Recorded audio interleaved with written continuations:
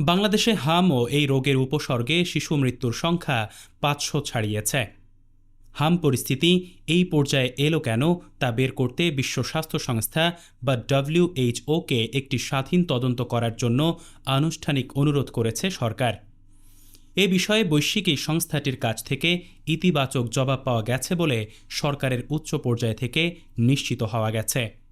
যদিও এর আগে ইউনিসেফ ঢাকায় সংবাদ সম্মেলন করে জানিয়েছিল যে হাম পরিস্থিতি নিয়ে অধ্যাপক মোহাম্মদ ইউনুসের অন্তর্বর্তী সরকারকে তারা অন্তত ৫টি চিঠি দিয়েছিল এবং এছাড়া বিভিন্ন বৈঠকে অন্তত ১০ বার সতর্ক করা হয়েছিল। তবে অন্তর্বর্তী সরকারের প্রধান উপদেষ্টার সাবেক বিশেষ সহকারী অধ্যাপক ডক্টর সায়েদুর রহমান সংবাদ মাধ্যমের কাছে তার প্রতিক্রিয়ায় ইউনিসেফের অভিযোগ প্রত্যাখ্যান করেছেন।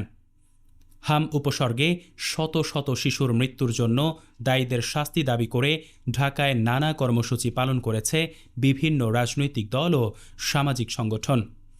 বিষয়টি গড়িয়েছে আদালত পর্যন্ত।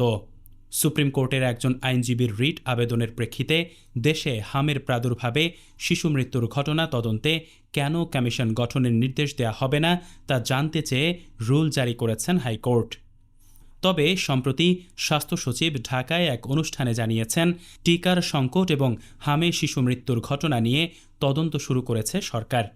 কেন এত শিশুর মৃত্যু হলো বা এক্ষেত্রে কারো কোনো গাফিলতি ছিল কিনা তা তদন্তে খতিয়ে দেখা হবে বলে উল্লেখ করেছেন তিনি।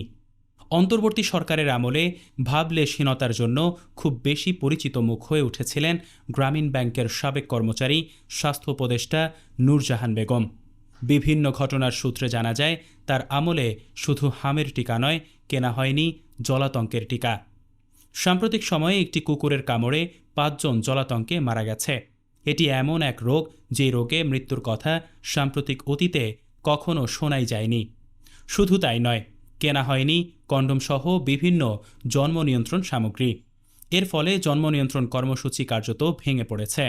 সরকারের এই উদ্যোগে ফাঁসতে পারেন অধ্যাপক ইউনুসের এই অতি আস্থাভাজন।